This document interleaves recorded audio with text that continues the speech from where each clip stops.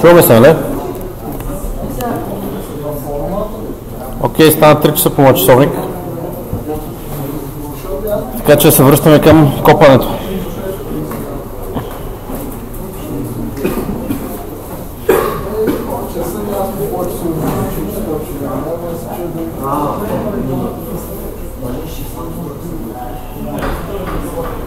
Така, преди почивката разгледахме функцията, която определя скора на дадена ръка в Blackjack.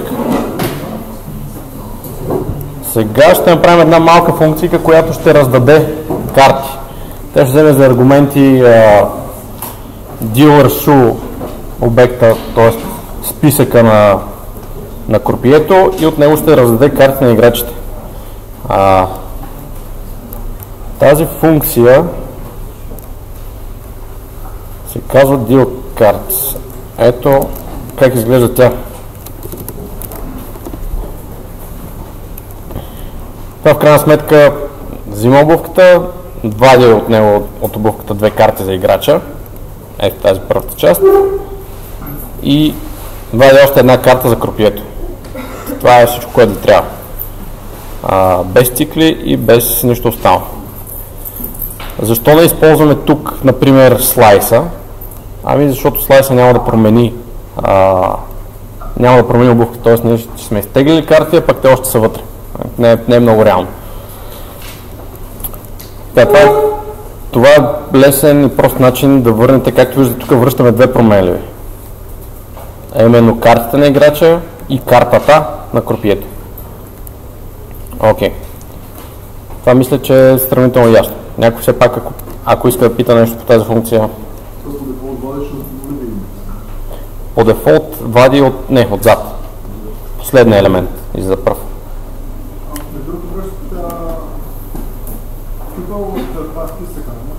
Да, но това на практика не те интересува. Това, виж, изглежда все едно връщам 2 абсолютни аргумента.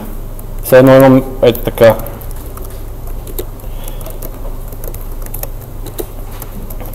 Ето това. Това, че е тюпъл, в случая е напълно прозрачно. Ти връщаш 2 аргумента и на място, където извикаш тази функция, получаваш 2 аргумента.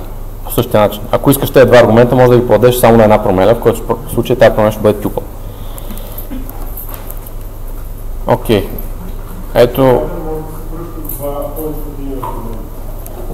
Технически е само един аргумент, но логически за окото на програмиста са 2 аргумента. Да.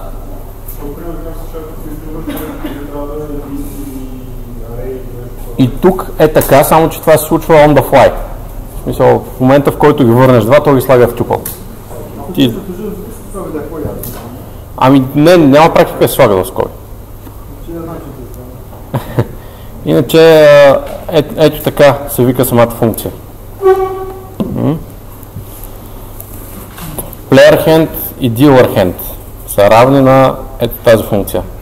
Това, което връща тя, първата стойност отива в player hand, другата отива в dealer hand. Окей, дай да видим какво се случва с входа и изхода, т.е. с с това да питаме играча какво ще прави. На няколко случая питаме играча какво ще прави. Първия случай е да питаме колко ще заложи. Защото ако няма да заложи, най-добре е гоним от казиното. Ето тук, както виждате, имам доста принтове, които трябва да се сменят с Say. Окей.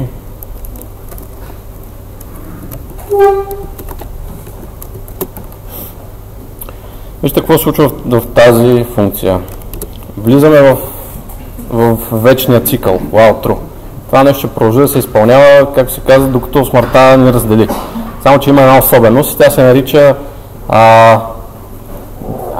нарича break. Тя особеност има във всички езици и означава развод от вечния цикъл. Това означава, че като извикате break, излизате безусловно извън цикъла. Т.е. той се прекъсва, без да е стигнал до края си. И ние break извикваме тогава, когато имаме валиден залог. Това, което се случва в тази функция, е да питаме играча за залог и да продължаваме да го питаме за залог, докато той накрая не ни даде валиден такъв. Наивно би било да си помислите, че вие ще попитате потребителя да даде нещо и той ще ви подаде това, което искате. Няма жив потребител, който го прави това нещо. Изобщо не си мислете, че някой ще даде правилната стойност, която ви очаква. Никой няма да го направи. Затова вие трябва да се погрижите това, което получавате, да бъде това, което очаквате. В случая ние ще питаме за залог, който ще бъде махнат от баланса на играча. Все пак имаме игра, имаме някакви точки. Точките в случая са парите на играча или неговия баланс. Него вадим, към него прибавяме. Тази функция, знайки баланса на играча и знайки минималния залог в играта, изисква такава стойност, която да е валидна. Тоест, цифрова стойност е float стойност, по-малка от минималния залог и очевидно е по-малка от баланса. Извинете, по-голяма от минималния залог и е по-малка от баланса на играча, защото ако играча разполага с 20 лева, не може да заложи 40. Поне в нашото казино не може. Окей.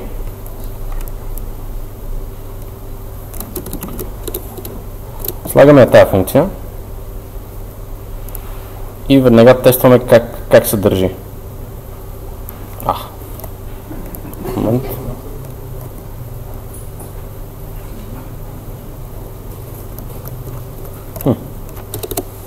Anyway. Да. Ето. Ние тук я редактирахме направо. И виждаме как се държи. Сега, тук вече има интеракция с потребителя. Тази интеракция става с тази оградена функция roll input. Roll input пита на конзолата очаква вход на конзолата. Тя изписва това, което сме дали тук и очаква след това потребителя да въведе някакъв вход да натисне Enter.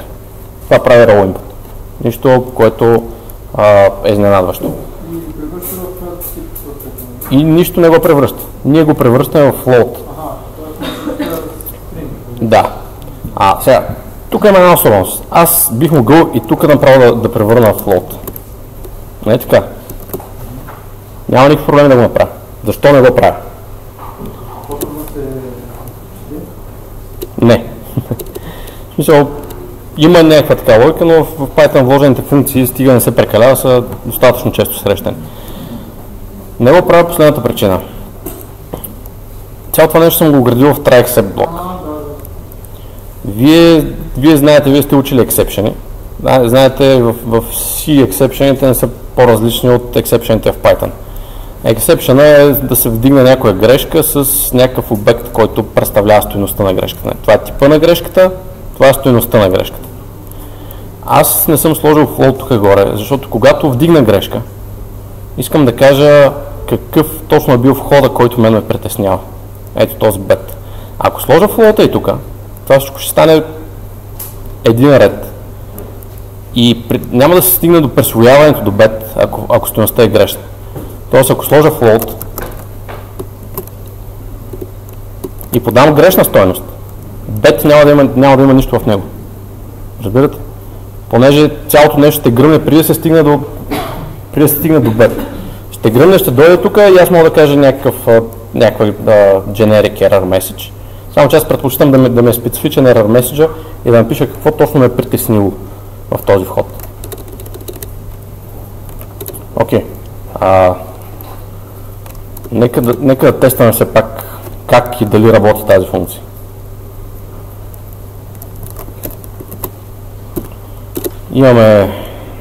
Искахме баланс, искахме минимален бет. Значи баланс ако е 100, минималният бет е 10.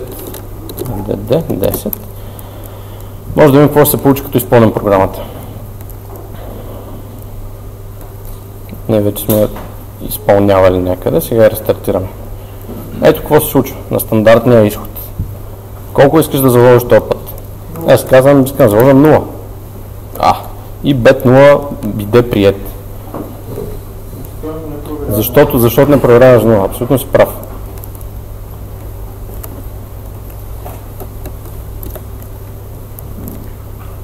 Втори опит. Колко ще заложиш този път? Окей, да. Съобщението не съвпада изцяло. Момент само. Абсолютно да. Трябва. Този LSIF съм го изтървал някъде.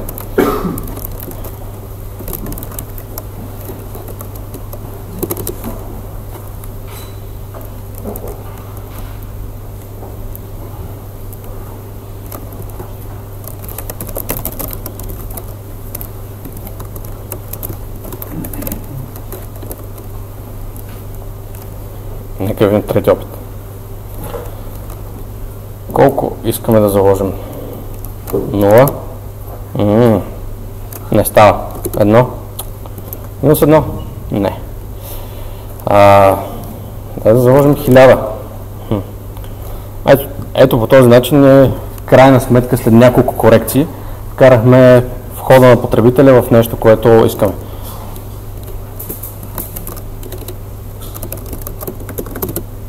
И 1000 не става. Окей. Floating point number въвеждаме 30. Може integer. Ще го конвертнем в float. Бета го прие. Както виждате, в този вечна неразделна любов цикъл влязохме с условието, което винаги е истина, и излязохме също с return, не излязохме с break. Това е другия начин. Return има свойството да прекратява изпълняването на функцията и да връща стойността. Пак без възможност за отмяна. Добре, от тази функция някакви въпроси? Да.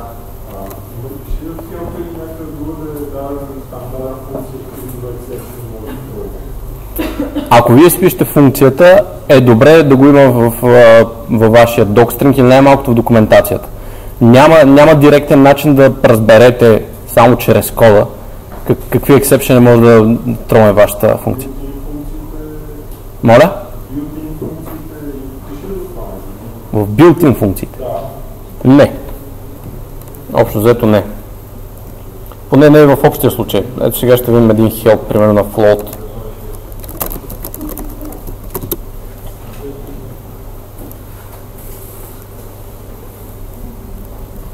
Не, както виждате, никъде няма информация за exception. Това е нещо, което трябва вие да проверите документацията. Наистина не е свързано, но то е малко трудно, тъй като тази функция ask for bet разчита на няколко други подфункции, разчита на raw input, на float. Всяка от тях би могла да върне някакъв exception някъде. Ние тук сме хванали един специфичен exception. Можем да хванем всички. Ако на except не му давам аргументи, хваща абсолютно всякакъв exception, който се върне. Тук съм му дал специфичен exception value error, защото това е exception, който връща float, когато му дадеш кофти стойност. Този exception няма да хване нещо, ако raw input се счупи. Тестваш. Да, трябва да провериш документацията. Най-елементарното е да тестваш нещо. Със сигурност това не е гаранция, че ще върне value error всеки път. Затова разчиташ на документацията. Окей, други въпроси по това?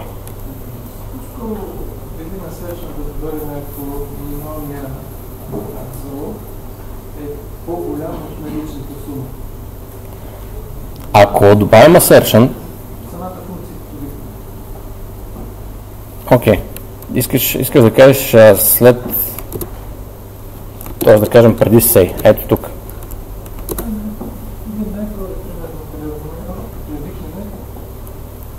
Аха, да, абсолютно има логика да се направи това. Но да, окей. Не мисля, че сега ще стане, защото ако има така се прави баланс, че накрая баланс може да стане по-малко, колкото е минимален бет с една върху итерация на залагане. Ако балансът е по-малко от минималния бет, ти не можеш да играеш. Да, те ще трябва да ти изхвърлят. Да. Да, абсолютно си прав, че там наистина много добра идея да има assertion. Защото ако влезем с тези условия, тази функция какво ще направи? Ще почне да върти в вечен while и никога няма да излезе от нея. Защото няма да приеме бета в никой случай. Може би по-скоро трябва да е някакъв тип. И може по-скоро трябва да е някакъв. Обаче какво ще направиш в този всъщност? Ще трябва да имаш exception. Да. Assert хвърля exception. Той друго направи. Exception на assert се казва assertion error.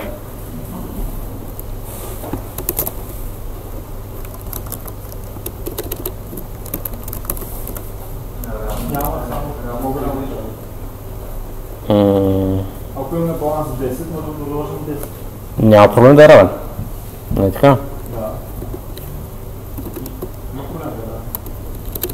Ако има баланс 10 и заложим 10, Искам да се такава. Окей. Не, точно така. Ако има залог 10, ако минималният 10 и ние заложим 10, няма да има проблем, ще го приемем. Минималният залог се приема. Това е минималната сума, която ще приемем.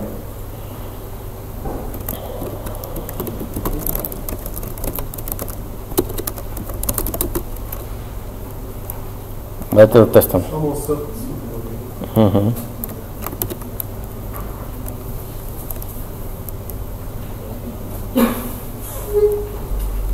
Не казваш?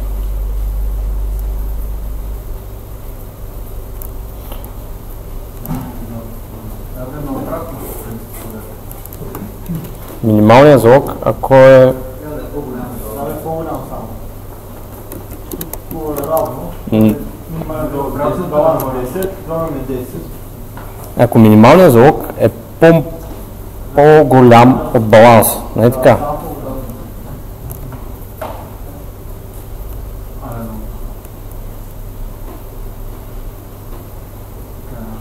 Сега идваме до въпрос какво означава assert. Assert е statement в Python, не е expression. Assert е statement подобен на print, който проверява дали условието е истина. Ако е истина? Ако е истина, нищо не прави. Ако е лъжа, вдига exception. Ние сме опуснали, ако е... Да, разбирам.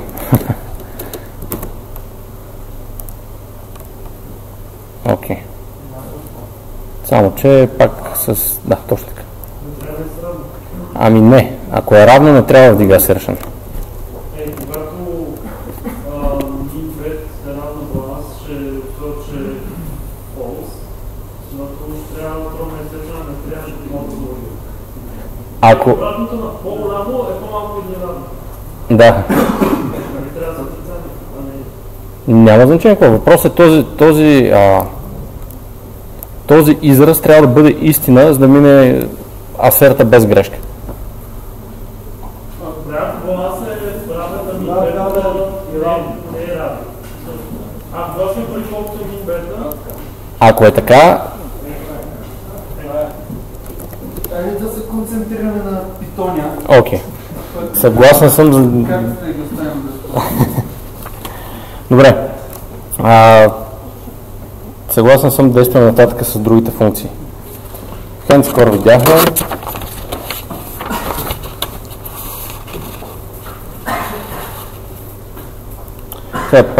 Ако спомняте в моя план за изпълнението на функцията, в плана имахме описано някакъв примерен луп, който ще следваме. Ето това.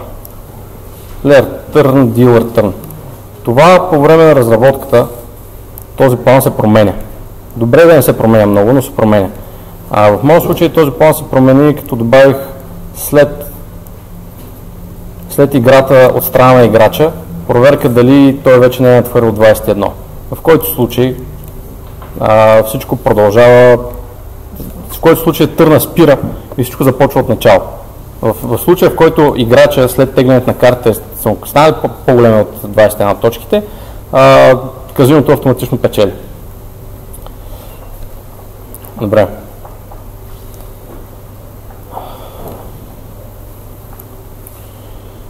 Окей, тук мисля, че нататък да продължаваме с Blackjack няма да има твърде голям смисъл, защото на практика всичко като конструкции, което имаше, го видяхме. Затова ви предлагам направо да пуснем този Blackjack, да видим, че играе и да ви го дам в анотацията към видеята, за да разгледате кода. Това, което трябва да забележите, е, че има много функции. Тези функции са сравнително малки. Всичко, което е над 20 на реда код, трябва да го изнесете в функция. Не трябва да се повтаряте. Това е така наречен drive principle. Don't repeat yourself. Не повтаряте код, защото когато повторите код, имате някой код, който го поддържате на две места. Когато правите промена, трябва да направите на две места. Изобщо лека по лека с повторението на код влизате в maintenance nightmare, в кошмар за поддръжка. А както казахме, поддръжката е най-голямата част от времето и всъщност минава в поддръжка. Drive принципът, don't repeat yourself, много често се разбира накриво. Има един анекдотичен случай, в който програмист, пишейки някаква програма за счетоводство, използва променливата, която обозначава годината от века за променлива, с която се смятат данъци. Тоест, било е 2005, данък е бил 5%, той казва, сега ще правя нова променлива, има вече променливата 5. Използва за данъка и както се очаква следващата година, някакви мънички грешки започват да се появяват в програмата. Цял екип дебъгери започва да търсят и сметките, защо не е наред, откъде се получава. И накрая откриват, че този програмист е решил да се спести една променлива, следвайки този въпросният drive принцип или нещо друго. Не правете като не бъдете този програмист. Историята каза, че после колегите са го пресрещнали в тъмна уличка и... Да. Големите авторитети като Индиана Джонс, Божидар Димитров твърдят, че е имало комбинация от секс и насилие след това. Внимавайте с drive принципа. Наистина трябва да избягвате повторение. Ако нещо го има на две места, опитайте се да го абстрактнете, опитайте се да го изнесете в функция, в обект, изобщо в нещо reusable. Докато пишете код, докато правите програми, първата най-голяма цел е програма да изпълни заданието. Има обаче една по-вътрешна цел, нещо като игра в играта. Това е да създадете възможно най-голямо количество reusable код. Това трябва да стои отзад в мозъка и всеки път, когато пишете код, как би могъл той да се реюзне. Функционалното програмиране, чието светъл пример е тази Blackjack игра, както виждате, навсякъде има функции, накрая ги нареждаме тези функции, едната подава вход на другата и така нататък и стигаме до игра. Ето това е main програмата на играта. Функционалното програмиране има малко по-лимитиран възможности за реюзване на код. Обектно ориентирано програмиране блести в тази област. Така, някой, ако иска нещо, се опита по Blackjack конкретно. Следващата ни задача ще бъде да видим как изглежда обектно ориентирана версия на този Blackjack. Отново няма да имаме време определено да я правим в движение, но ще разберете какво с това обект. Но първо за функционалната версия. Нещо, което искате да разгледате по нея или да коментирате. Окей. А сега тогава се затварям. Не сме изиграли нито една игра. Искаме да заложим 0.3. Акцепт на неговете. Окей. Имаме десятка и вале, value 20, ще теглим ли карта? Не, няма да теглим. Дилър изтегли тройка, след първото вале, хоп, и той направи скор 20. Затова имаме draw, в който случай връщаме баланс. Колко искам да заложа? 100. 18 няма да тегля. Ето готово. Дилъра направи скор от... Никъде не го пише. Дилъра направи скор от... Какво спа това? 18, 17, 19, би моето 18 и изгубих парите. Това е цялото нещо. Като брой редове, които не съм си ги пуснал в 185 реда. Не е твърде малко. На практика същата програма, без да сте толкова педантични в функциите и в нали, това всичко да се предава като аргумент. С използването на малко глобални променливи може да се събере в около 80-80 реда. Все пак е добре наистина да сте педантични, всичко да може да се реюзват, да се плъгват, доколкото е възможно функции да се плъгват една в друга. Така. Това е Blackjack играта. Сега, преди да минем към функционалното, към обектно ориентираното програмиране, искам да ви разкажа за... Моля?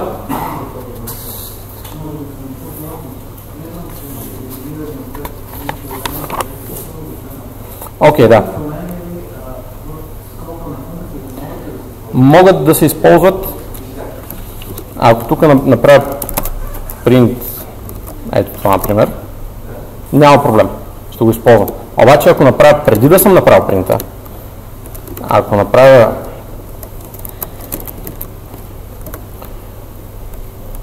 тогава тази глобалната промена няма да се използва.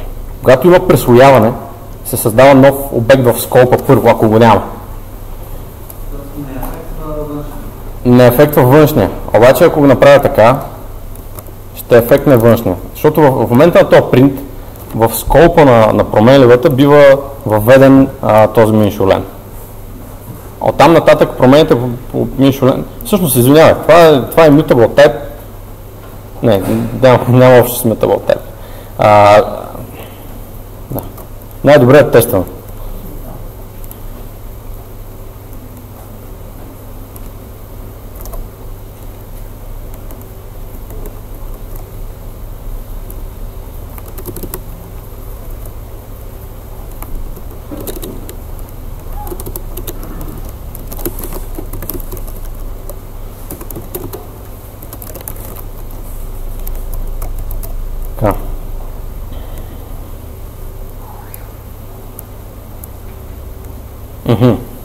Окей.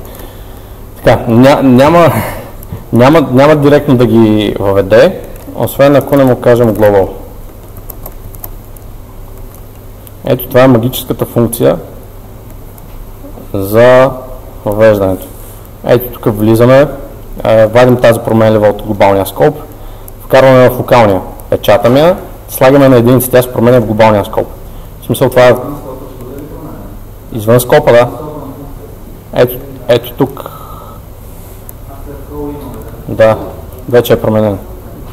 Така че global. Избягвайте да използвате глобални променливи вътре в функциите, не то е ясно. Окей. Не, всичко в Python можете да го промените най-малко да му зададете нова стойност. Няма възможност за константни, каквото и да било. Пишейки променливата с главно име е силна индикация към хората, които използват кода, че тя трябва да се третира като константа, но не ви задължава. Python в много малко неща ви задължава и това не е едно от тях. Ако искате, може да спипате глобалните променливи на собствения модул, на друг модул, вече зависи от това колко сте отговорни.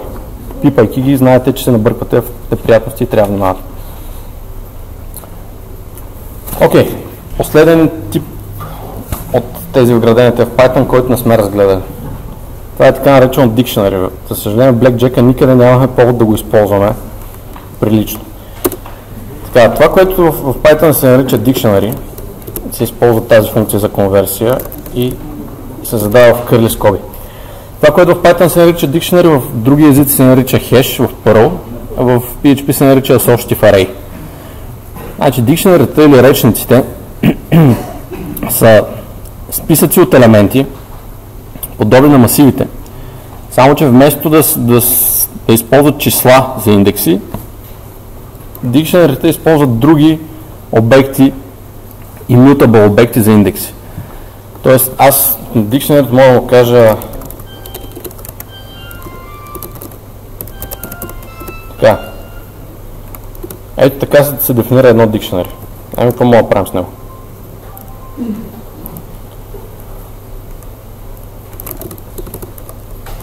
Първо може да вземем стойността. Значи това отляво е ключа, отдясно е стойността.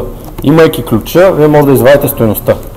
Срещу ключа име съответства Емил. Тоест, ако му дам dName, то ще ми върне Емил. Естествено, само с един елемент изобщо не е веселба. Какво да кажем?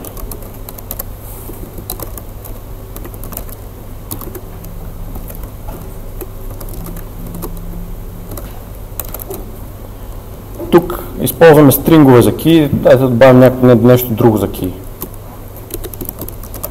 Може да използваме boolean, без това изобщо да го притесни.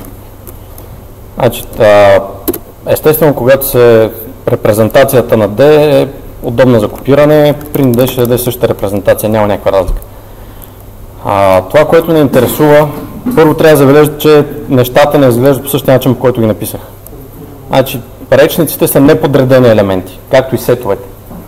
Има тип подреден речник, който може да използвате в Python 2.7, но като цяло речниците, стандартните речници в Python са неподредени. Ако пъхате неща в тях, трябва да знаете, че ще излязат в неподреден вид.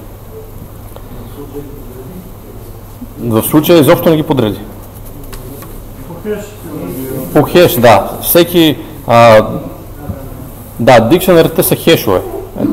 Те правят една цифрова функция върху key, вадят някаква стойност и по нея подреждат. Но тази цифрова функция, изобщо казала, няма значение за вас. Един път ще против, един път теж път да го сега може да Не, можеш да си сигурен, че на твоята система ще е по същия начин. Обаче като го пренесеш кода на друга система, изобщо не е сигурно. Или на друга версия на Python. На реда на дикшенерите не е добре да се разчита.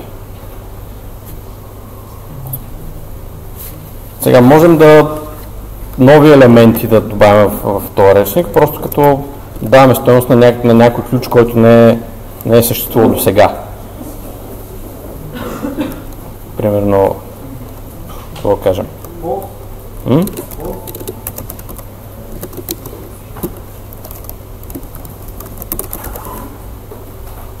Оп.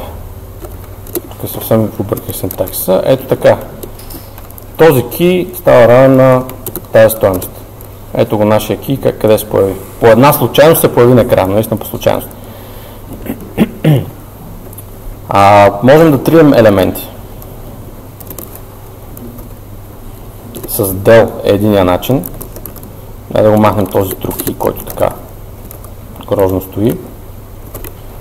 Другия начин е с pop, който ви връща стойността. Тоест pop age ще върне 21.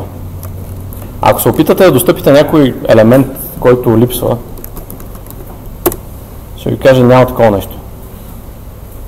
Има функция, която удобно да ви дава възможност да достъпвате елемент, който липсва и при това достъпване, ако го няма елемента, да ви даде дефолтна стойност. Това се използва много често в Python. Искаме, ако няма този ключ, да ни върне стойността unknown. Ето. Ако на тази функция get втория параметър е optional, ако не го дадем, ще върне none. И доказателство. Така. Можем да проверяваме дали някой елемент го има в дикшенерито. Като под елемент става въпрос за key. Тоест, ако кажем name_d, това ще ни каже false. Можем да мърджваме един вид две дикшенери, т.е. от едно дикшенери, което има едни елементи, друго дикшенери, което има други елементи, да направим нещо като сбор.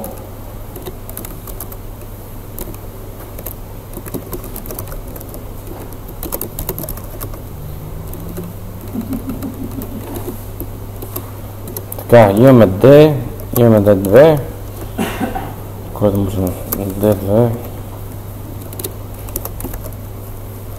не merge, update се казва функцията. Update. Както виждате, това пресвоява нещата, т.е. не връща ново dictionary, а редактира текущото. Dictionary-то заедно с листа е другия основен mutable type. Т.е. с dictionary трябва да внимавате когато ги разменяте наляво-надясно, дали някой няма да ги промени. Сега това, което се видя, че D, като го апдейтнахме с D2, името сменил от Емил на Чък. Там, където има конфликти, печели дикшенерито, което сте подали във функцията. Дикшенер може да създадете и от списък с двойки, т.е. може да кажем следното. На div функцията подаваме един лист, в който има наредени двойки.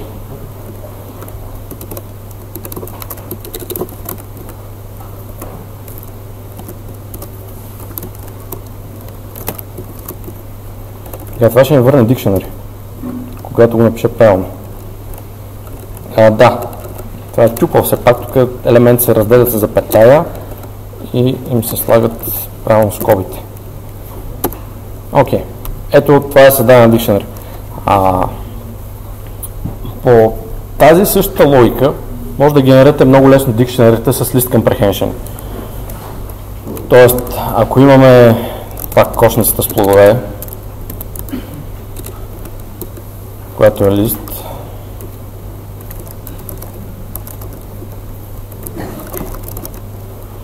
така, и върху нея направим един list comprehension.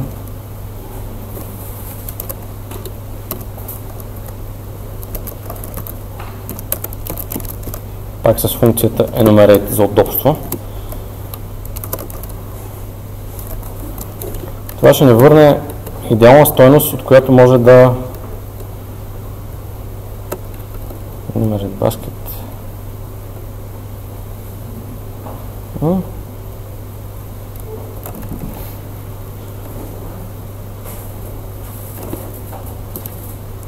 А сега да.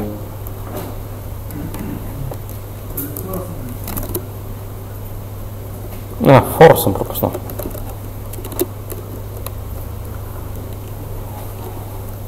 Не.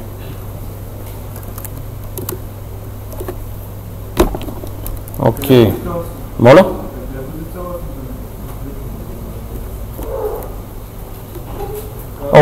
Извинявам се, тук връщам два елемента. Трябва да ги отделя като единичен елемент, който да стане част от листа. Ето го. Значи, тази конструкция по идеален начин се вързва, за да направите дикт от нея. С key номера и с индекс стойността.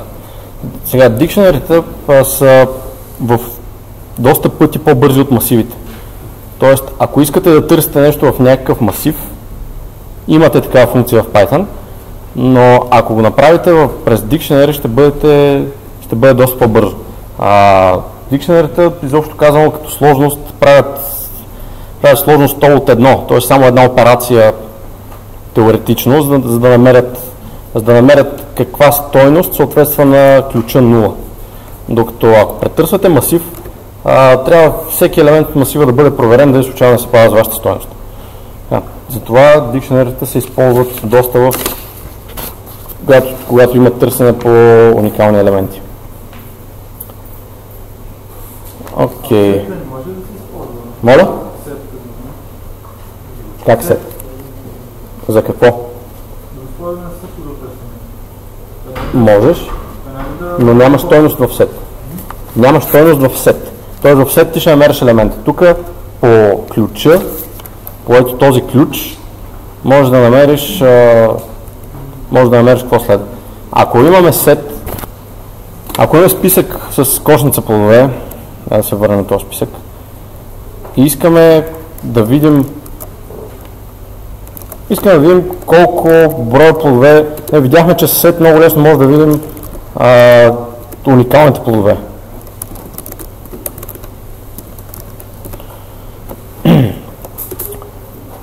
Окей. С dict можем много лесно да видим колко всъщност са на брой. Нали, сет ги прави уникални, dict може към тази уникалност да прибави някаква стойност. Ето правим се едно dictionary, където ще стоят данните.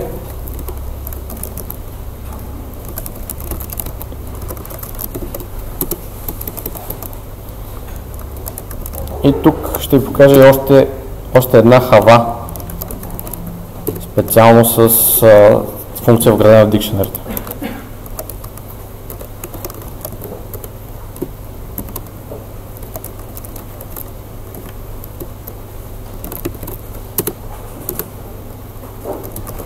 Така, да видим какво се е получило. Оп, не сме.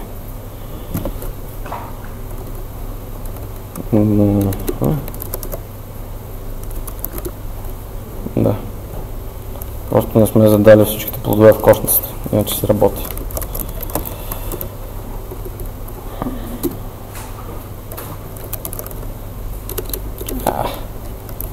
Момент.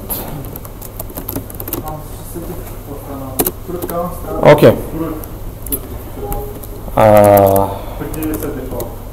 Не. Значи, какво се случва тук? Fruit counts е нашето dictionary. На нашето dictionary в плода банан, примерно, задаваме стойност. Само че каква стойност да зададем, при положение, че не знаем предишната. Тоест първо трябва да проверим каква е била предишната стойност, да увеличим с едно. Нали така? Това бихте го направили във всеки цикъл на всеки език. Сега, тук проверката за това каква е предишната стойност, ако има такава да я сетва на други езици бих направил така. Ако има такава стойност, я сетваш на едно. Ако няма такава стойност, сетваш на едно, ако има такава, увеличаваш с едно. Тук това се случва в ето тази конструкция. setDefault, функцията на дикшенерито, за нея може да мислите като за get and maybe setDefault. Значи тук връща стойността на ключа fruit, ако има такъв, а ако няма такава стойност, задава стойността 0 и връща нея. Тоест, когато направите това, да го инициализираме наново. Когато направите това с някой плод, който липсва, той ще върне 0. Обаче в същото време ще зададе тази стойност вътре и в дикшенерито. Освен, че я връща, той задава, ако липсва. Ако я има, просто ви я връща, без да прави нищо. Както виждате, това е много удобно в конструкции като ето тази, които изненадващо се срещат доста често в езика. Понякога искате да проверите дали ключ е в речника и ако е там да направите нещо, а пък ако не е там да направите друго нещо. С setDefault това се получава доста елегантно.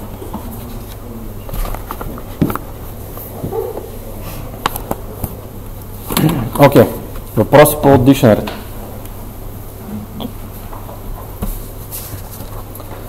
Считам, че стана горе-долу ясно. Продължаваме нататък с обектно ориентираното програмиране.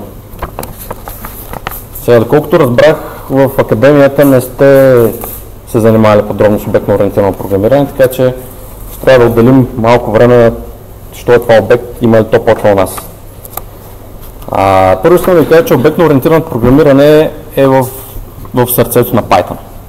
Ние видяхме Blackjack, тук тествахме стотици примерчета в конзолата. Всичко това бяха обекти. Не сте го забелязали, повечето от вас, но работейки с Python, работите с обекти. Както виждате, това, че всичко е обекти, нас изобщо не ни пречи да си пишем функционален код, както се пише най-добрия функционален код. Python е изцяло обектен, но това по никакъв начин не ви задължава да използвате обектно ориентирано програмиране. FruitCounts в последния пример е един обект, който има функцията setDefault.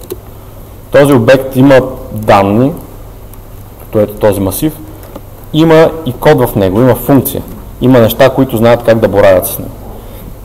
Това изобщо казвам са обектите. Те са колекции и от данни, и от код, които са по някакъв начин самодостатъчни. Самодостатъчни е доста мъгляво понятие и самите обекти го определят. Самите обекти са доста мъгляви по отношение на това кой е самодостатъчен, кой не е. Но това е идеята. Идеята на обектите е вие да правите неща, които напомнят на реалния свят. Вие в реалния свят имаме обекта кола.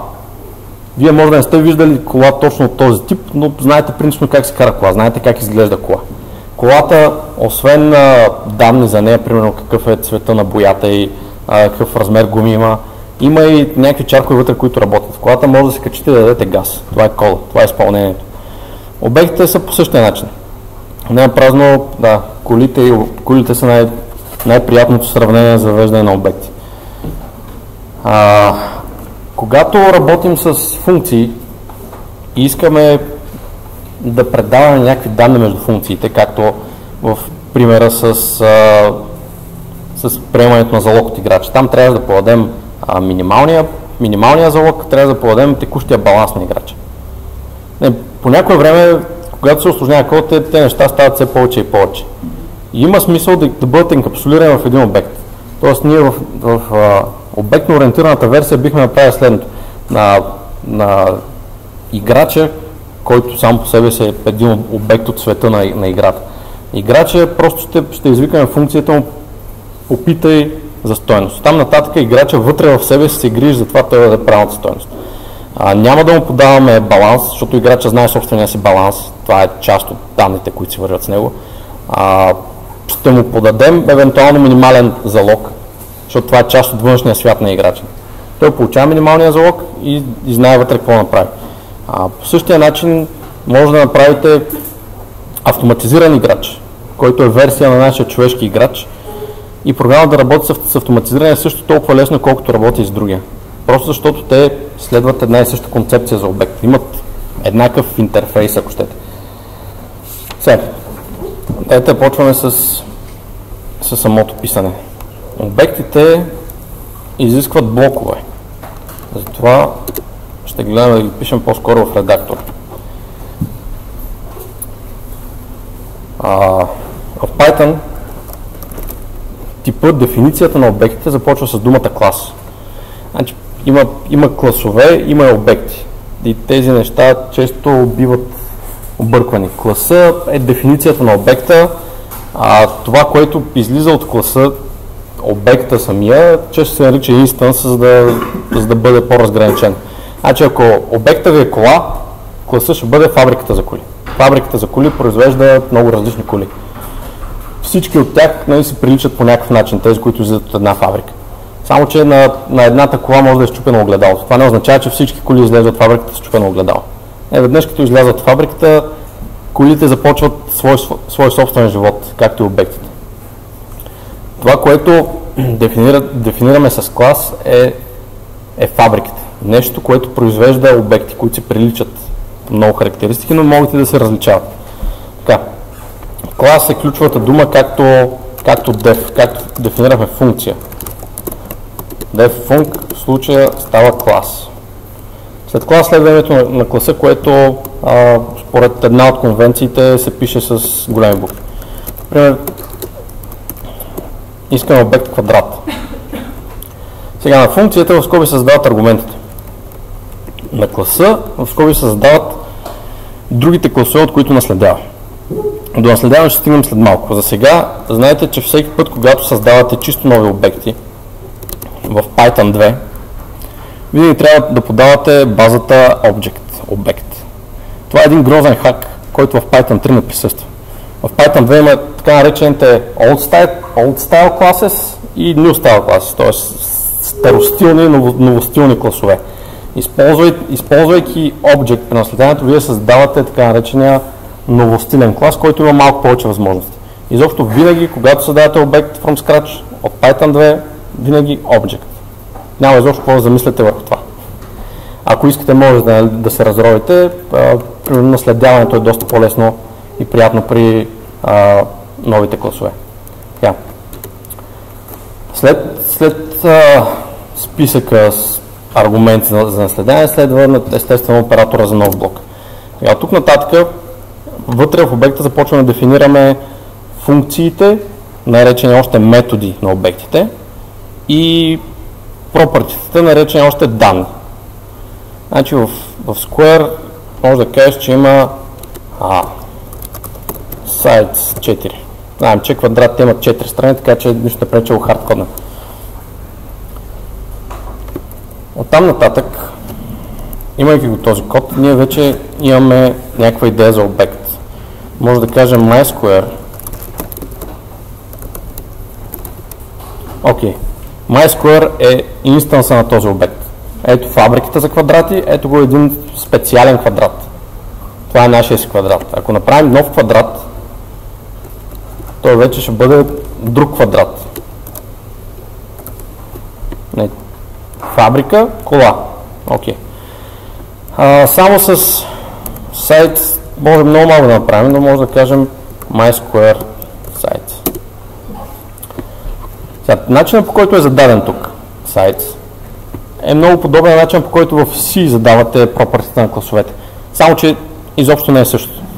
Сайт в случая не е нещо, което е специфично за даден обект, посочен по този начин, а сайт е нещо, което е специфично за целия клас. Тоест, ако по някое време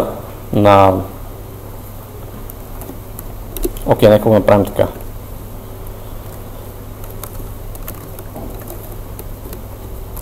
Кажем, че това са някакви индекси на страните. Ако по някое време тези сайт ги променим,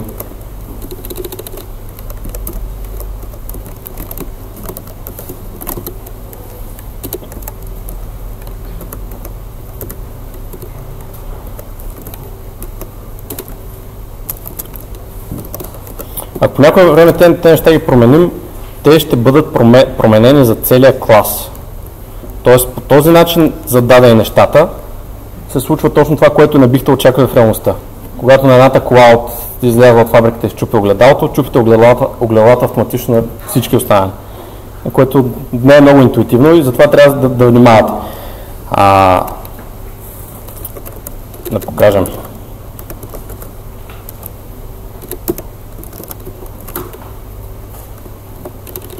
Извадихме едно от списъка и променихме на другата кола стъклото. Вече и другия квадрат има 3 страни. Затова като цяло задаването на променливи по този начин работи, но тук се задават само глобални променливи, които са за класове. Има малка уловка. Има малка уловка по отношение на това, че ако дадем тук integer, тогава това нещо ще работи подобно на това, както бихте очаквали. Тоест, ако променим ето това нещо на 3, няма да се променим всички коли, няма да се променим всички обекти. Няма да се промени, защото тогава тази променлива ще бъде развързана от класа и ще бъде вързана с специфичен обект. Както казахме, integer са немутиращи типове. В случая, ако зададем на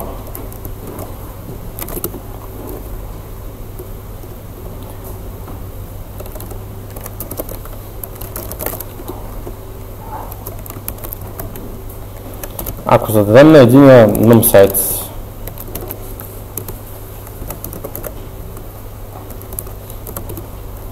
той си остава 4. Това е страничен ефект от факта, че интеджера е mutable тип. Тоест ние на практика не променяме стойността на numSites, а го развързваме и го пренасочваме към нова стойност. Това е наистина объркващо. И ви препоръчвам изобщо да не пишете тук променливи, които не са част от класа, т.е. които няма да са еднакви за целия клас. Можете да го направите, но го правите на ваша отговорност. Не би трябвало. Тук са неща, които са абсолютно повторяеми при всички обекти от този клас. Как да използваме подобно? Моля? Как да използваме подобно, като се променя? Използвате други. Сега ще ви кажа какви. Секунда. Сега, давахме някаква стойност, дайте да видим как се дават методи на класа. Казахме, че в класа има стойности, има методи. В обектно ориентираното програмиране има концепция за конструктор в C. Тоест, това е функция на класа, функция принадлежаща на класа, която се вика при неговото създаване. В C тази функция се грижи за доста неща по класа, как и какво се случва. В Python тази функция се нарича init и тя не е точно конструктора, който познаваме от C. По времето, когато се стигне до изпълнението на init, това е веднага при създаването на класа, всички неща по класа са готови. Тоест има функциите, има си пропъртита, изобщо той е пълноправен, напълно функциониращ в момента, в който се стигне до init. Дефинираме функцията по същия начин, по който е дефинираме навсякъде, с тази разлика, че в класовете функциите приемат първи аргумент self. Това е референция към самия обект. Тоест тук в init пишем self num_size, ако искаме да адресираме ето тази променлива. Тук вътре в init също може да направим следното.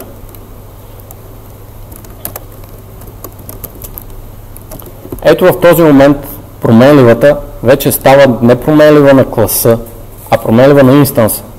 Това огледало, като го щупим, няма да се щупи във всички класове, а ще се щупи само за конкретната кола. Ето това е начинът, по който в Python се задават атрибути на класа. Вътре в init функцията, атрибути на обекта, извинявайте. Вътре в init функцията. Моля? Това е конвенция, за да покажа, че едното принадлежи на класа и трябва да внимавате какво правите с него. Не, няма никакво значение. Абсолютно никакво значение няма. Това е за вас, ваша подсказка. Че едното нещо, това действа като глобална променлива в рамките на класа и трябва да внимавате с нея по същия начин, по който внимавате с глобалните променливи. Като цяло тези неща се избягват. Въпреки че в Django е пълно с такива, в Python като цяло това е по-скоро антипатърн, да се слагат неща тук. Ако са непроменени неща, може да се разминете с тях. Ако са променени неща, mutable types, значи трябва да сте сигурни, че това наистина се отнася за абсолютно всички обекти от този клас. Окей, дайте малко въпрос, защото... Как можем да кажем, че имам такива променливи в класа? Ето така с init функцията. Дефинираш init и вътре в нея слагаш. Може да направим други работи, че малко да се замажи положението и после да имаме колко по-бързи не. Абсолютно може да направиш. Значи класовете в Python са изключително гъвкави. Можете да добавяте неща в тях, да триете неща от тях, да ги променяте по всякакъв извратен начин. Това е в унисон с останалата част от езика, която позволява наистина да променяте всичко в средата си.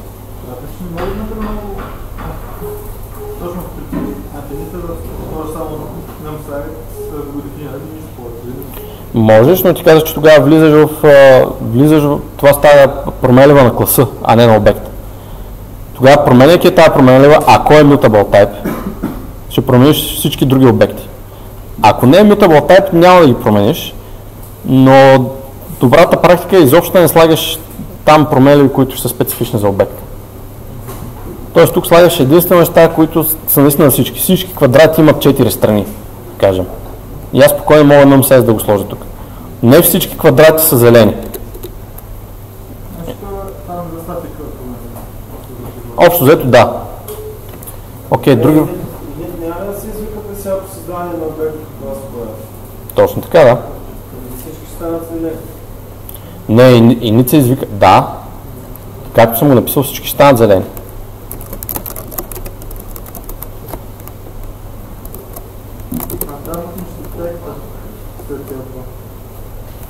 След цел, няма запитайка. Точка. Горе при параметрите. О, окей. Да.